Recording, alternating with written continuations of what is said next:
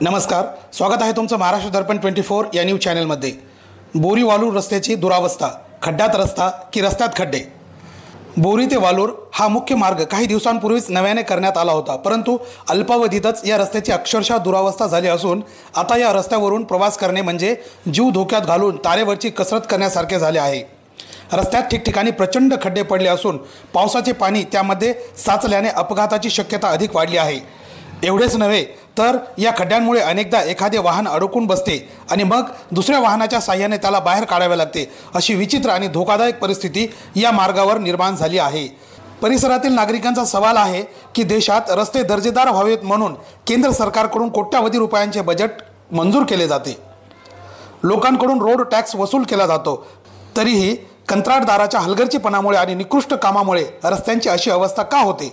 मराठवाड्यातील जनतेलाच अशा रस्त्यांच्या खड्ड्यांचा त्रास का सहन करावा लागतो?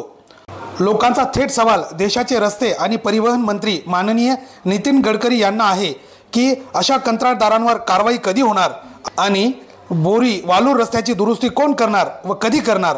आजूबाजूच्या नागरिकांचे लक्ष याकडे लागले असून शासनाने तातडीने पावले उचलण्याची मागणी होत आहे। ब्युरो रिपोर्ट, महाराष्ट्र दर्पण 24।